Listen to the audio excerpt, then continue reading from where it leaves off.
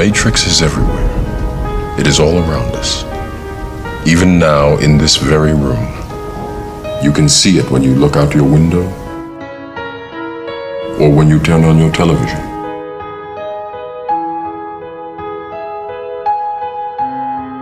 You can feel it when you go to work.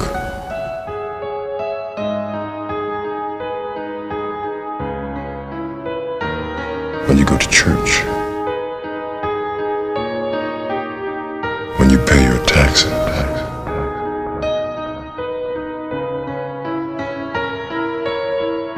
It is the world that has been pulled over your eyes to blind you from the truth. You take the blue pill, the story ends. You wake up in your bed and believe whatever you want to believe. You take the red pill, you stay in Wonderland, and I show you how deep the rabbit hole goes. Remember, all I'm offering is the truth, nothing more.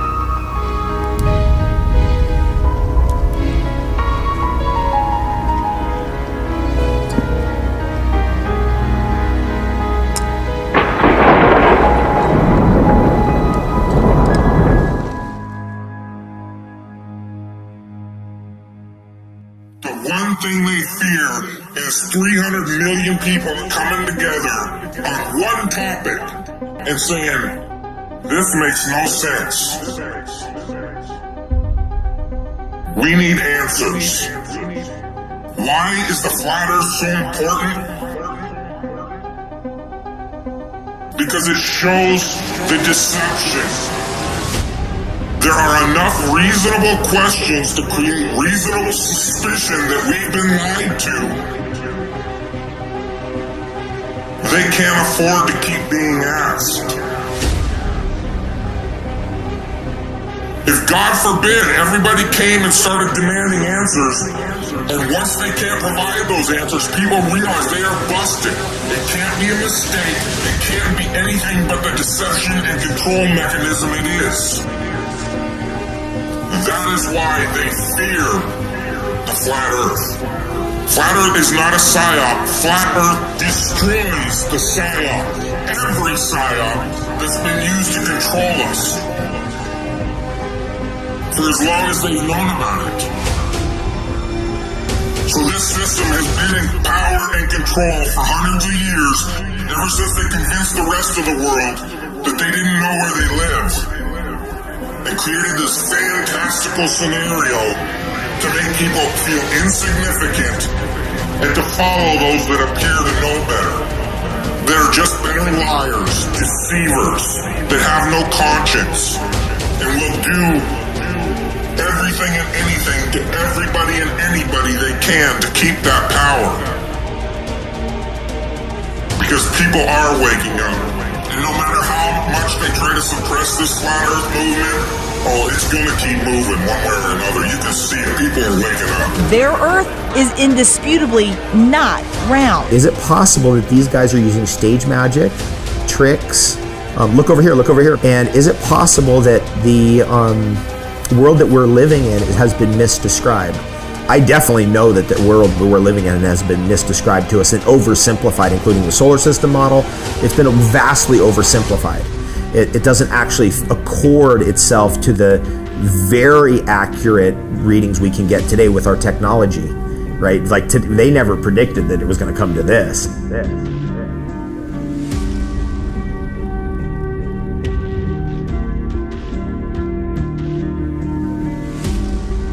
If you can't figure out what difference it makes that the people running your world have fucking lied to you over and over your whole life, if you can't figure out what difference that makes, you're a fucking idiot.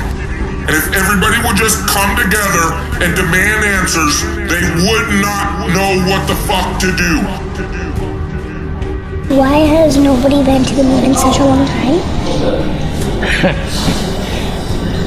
That's not an 8-year-old's question. That's my question. I want to know, but I think I know. Because we didn't go there, and that's the way it happened. And if it didn't happen, it's nice to know why it didn't happen. So in the future, if we want to keep doing something, we need to know why something stopped in the past that we wanted to keep it going. And you can see the real location of the camera and the very bright and near Earth out the window. 10 or 11 years ago, I stated to various scientists that the moon is not a piece of rock, but it is plasma. The Americans and Russians are thinking of landing men on it. Oh, well, that will never happen, never happen, never happen. Sometimes it's got something called a lunar wave. There are many videos showing the moon with a lunar wave. We don't know what that is. It's all a mystery. Do you believe it could possibly land on it? Absolutely not. You know, you've got a P900 camera now you can buy, and you can zoom in to the moon. It's supposed to be, by the way, 238,000 miles away in deep dark space. It's sometimes translucent. You can see through it. Whether you believe we went to the moon or not, everybody believes that there's a debate about it, right? Now, if you really have an open mind and you want to get to the bottom of it, let's have an open mind. Let's get to the bottom of it, and let's take it to trial. First thing we got to do is examine the evidence. And the defendant, the government, says we destroyed all the evidence. I'd go to the moon in a nanosecond. The problem is we don't have the technology to do that anymore. We used to, but we destroyed that technology, and it's a painful process to build it back again. You destroyed the evidence? Why would you destroy all that precious evidence of the greatest achievement of mankind? These guys are fucked. They destroyed the evidence? Okay, it's on now. It would be an open and shut case. It's a painful process to build it back again.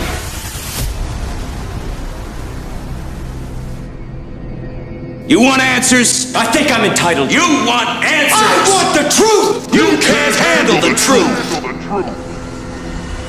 When you look up at the sun and moon, you see two equally sized, equidistant circles tracing similar paths at similar speeds around a flat, stationary Earth.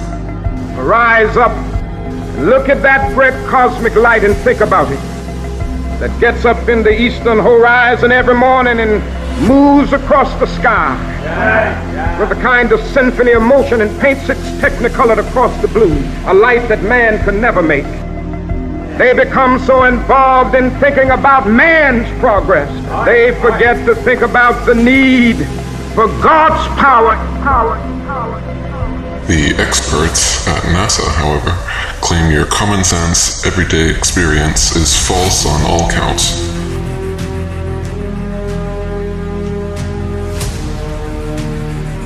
To begin with, they say the Earth is not flat, but a big ball. Not stationary, but spinning around 19 miles per second. They say the Sun does not revolve around the Earth as it appears, but Earth revolves around the Sun. And the Sun is actually 400 times larger than the Moon and 400 times farther away. That's right. You can clearly see they're the same size and distance.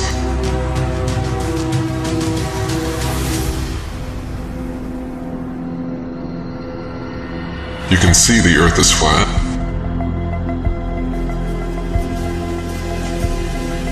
You can feel the Earth is stationary. But according to the Gospel of Modern Astronomy, the Earth spins 1,038 miles per hour under your feet and revolves 67,108 miles per hour around the Sun. Copernicus calculated the Sun's distance from Earth to be 3,391,200 miles. The next century, Johannes Kepler decided it was actually 12,376,800 miles away. Isaac Newton once said, "It matters not whether we reckon it 28 or 54 million miles distant, for either would do just as well." How scientific. Science! Benjamin Martin calculated between 81 and 82 million miles. The moon is actually a semi-transparent luminary and not the solid spherical desert planet that NASA would have us believe. In fact, it is likely that both the sun and moon are not densely physical at all, and are simply luminous flat disks able to pass by or through one another during eclipses. The sun and moon luminaries revolve around the Earth once every 24 hours for the sun and approximately 25 hours for the moon, illuminating like spotlights the areas over which they pass. The sun's annual journey from tropic to tropic, solstice to solstice, is what determines the length and character of days, nights, and seasons. What can be more common than the observation that, standing at one end of a long row of lampposts, those nearest to us seem to be the highest, and those farthest away the lowest. As we move along towards the opposite end of the series, those which we approach seem to get higher, and those we are leaving behind appear to gradually become lower. It is an ordinary effect of perspective for an object to appear lower and lower as the observer goes farther and farther away from it. Let anyone try the experiment. The apparently uprising surface of the Earth upon or over which it stands will converge to the angle which constitutes the vanishing point or the horizon, beyond which it will be invisible. Heliocentrists would have you believe the very opposite of what every human who has ever walked the Earth has seen with their own eyes. It is obvious to any child and sovereign-minded adult that the sun, moon, stars, and planets, every light in the sky above, revolves around the motionless Earth beneath our feet. It is also plain to see that the sun and moon are both approximately the same size and situated relatively close to Earth, not 400 times divergent and millions upon millions of miles away. To abandon your senses and everyday experience in favor of such unfounded science fiction fantasies is a fallacy of appeal to authority so extreme that it leaves the brainwashed believer impotent to trust his own natural instincts and forever thereafter chained to the fantastical explanations of astronomical charlatans.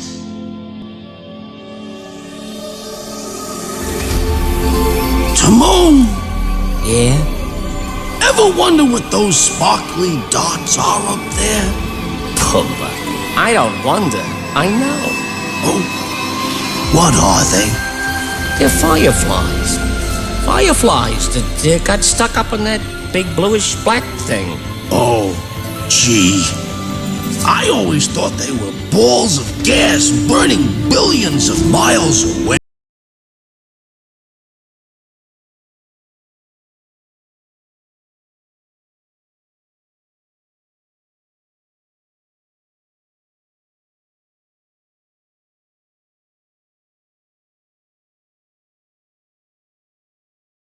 Dreams might let me know all the stars are closer, all the stars are closer, all the stars are closer. Maybe tonight that my dreams might let me know all the stars are closer, all the stars are closer, all the stars are closer. To stay fixed in their constellation patterns, night after night, year after year, century after century, never changing their relative positions.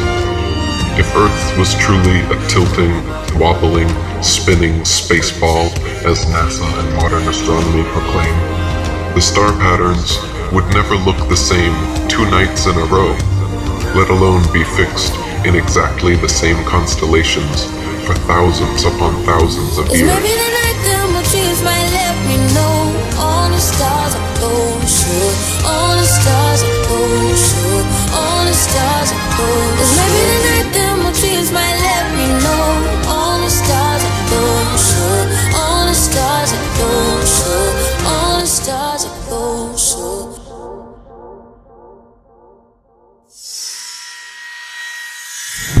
I want to talk about flat Earth. And I notice things like when you search it in a search engine, all you get is misinformation. You don't even get real critical thought on it. I saw the blanket censorship, which tells me there's truth to it. It tells me that they're panicking. They're in panic mode, and they don't want us to have real tangible information. More importantly, they don't want you to think critically about it. See, we're in the information age, and this is what the tactic is. This is why Logan Paul just did a video on flat Earth. It's why Shane Dawson just did a series of videos. It's to discredit the real truth.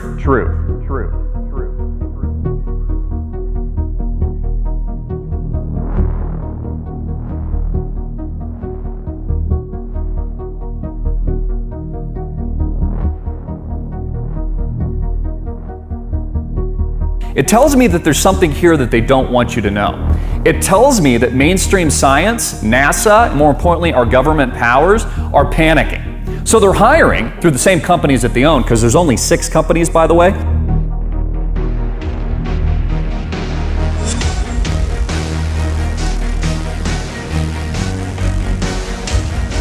If it's a wild conspiracy theory, why do they need to discredit it?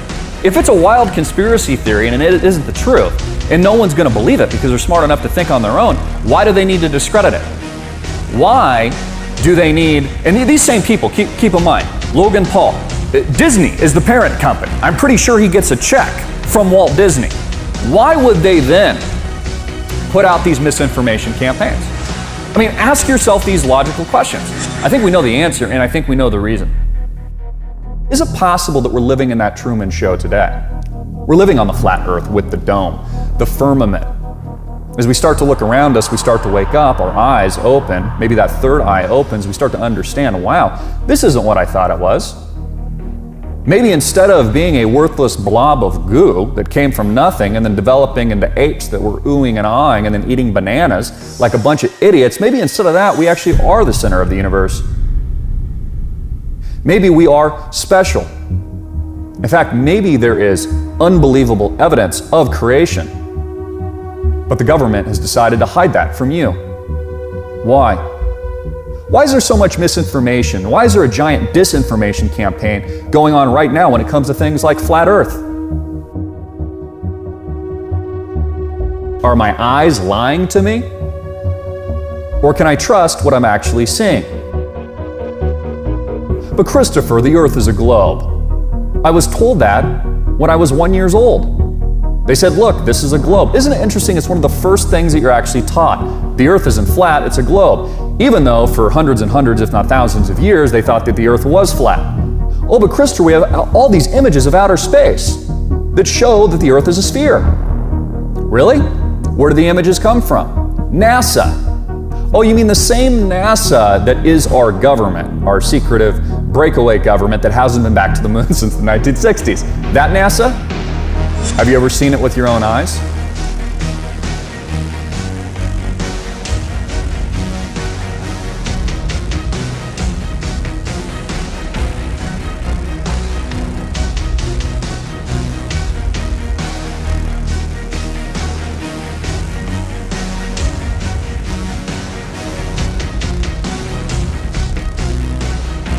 How come none of the electronics account for curvature of the Earth when you're flying a plane?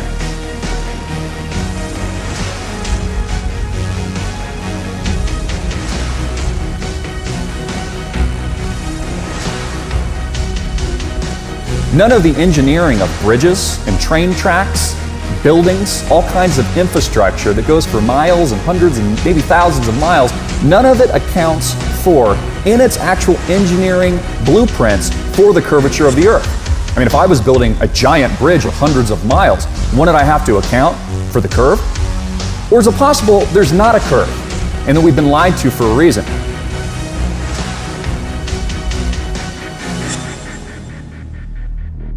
Everybody in this room was taught the story of how Columbus went before Queen Isabella of Spain and he was going to prove to her that the world was the globe.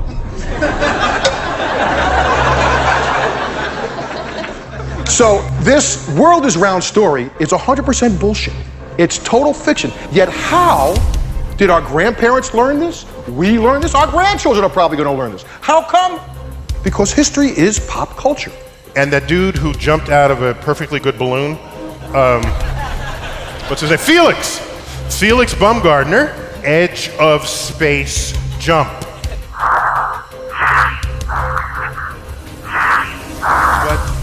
But the honesty of it would greatly diminish what I think people thought he was actually doing. And not only that, they made sure to photograph him standing there with a really wide-angle lens, which curves horizontal lines. You see this curvature of Earth's surface, and he said, wow, he's in space, look at that. No, he's not. It's almost overwhelming. When you're standing there in a pressure suit, the only thing that you hear is yourself breathing. You can see the curvature of the Earth. You can see the sky is totally black. At that height, You don't see the curvature of the earth. It is, you just don't. That stuff is flat.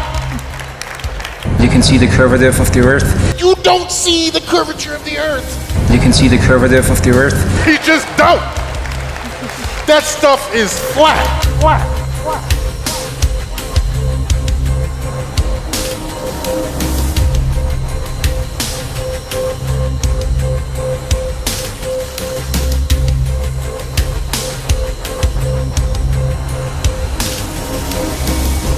With a really wide-angle lens, which curves horizontal lines.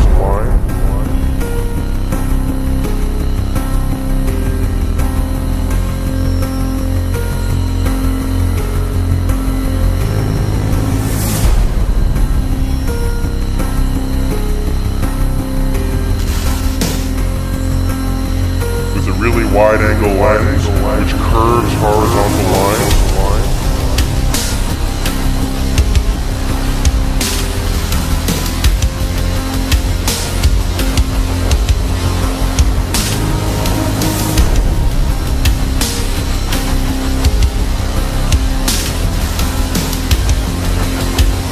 Really wide-angle lens, which curves horizontal lines.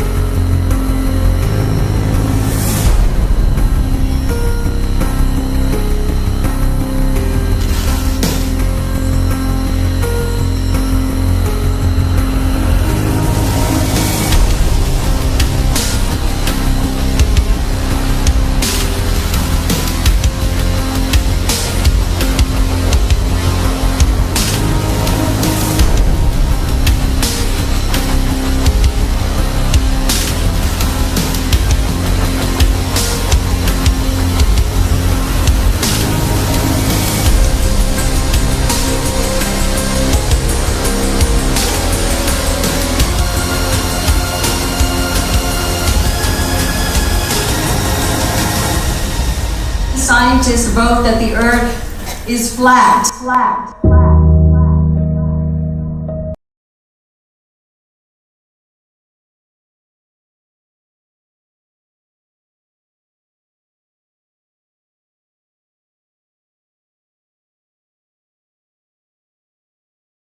Your eyes and trust your experience.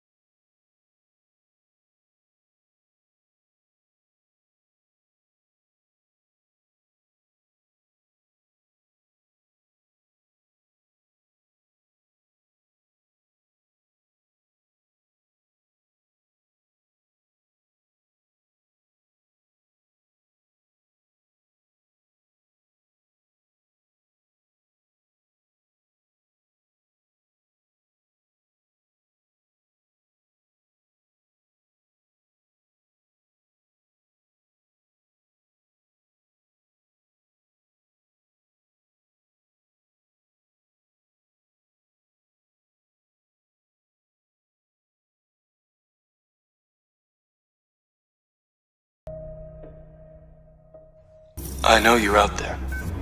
I can feel you now. I know that you're afraid. You're afraid of us. You're afraid of change. I don't know the future. I didn't come here to tell you how this is going to end. I came here to tell you how it's going to begin.